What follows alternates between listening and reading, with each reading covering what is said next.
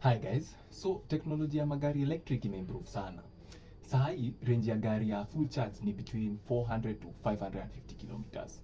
So hiyo distance ukiangalia ni comfortably between Nairobi to Mombasa with one charge. Most countries ziko na policies to some extent ya kuadopt EV vehicles.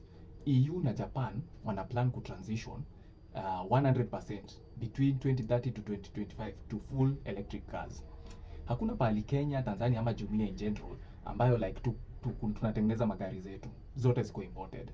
Na kwa hizo imported, 85% of hizo gari zinakuanga used. Now, wakiwacha kuproduce magari za mafuta hii miaka 9, nini itafanyika ni kwa nchi kama zetu ambazo tu zina depend on imported cars. Ukiangalia especially in our future, especially in these coming years, saa hii as per now hatuja build enough infrastructure ya power grid ya kuanza kusupport electric vehicles, na hiyo ni kitu ambayo tunafaa kuanza saa hii. Hizi ndio some of the things ambazo like kwa jumuiya naona ama Kenya, Tanzania na Uganda ama jumuiya in general, watu ambao hawaongei enough about some of these issues. Watu waoni hatari hapo. Kama ungependa kusupport hizi initiative in any way, feel free pia ku reach out to us. Only by building a coalition tutaweza push policies in the right direction. Graph ya mwisho nataka kuonyesha ni imports zile zinaingia Kenya. But hii ni kweli kwa kila nchi ya dunia.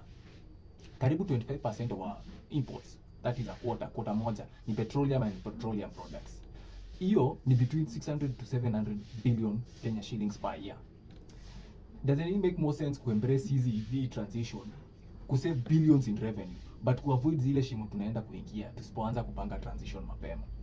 So hawa ndio wale watu wanafaa kuwa wana reach out to us mapema kujua how wanaweza shield their industries from collapse. Watu wa retail, car yards, etc.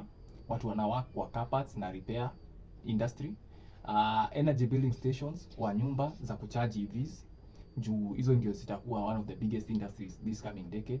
Na lastly, kama unajua mtu anaweza benefit from this information, because posts like this zinategemea sharing more often than viral sensations.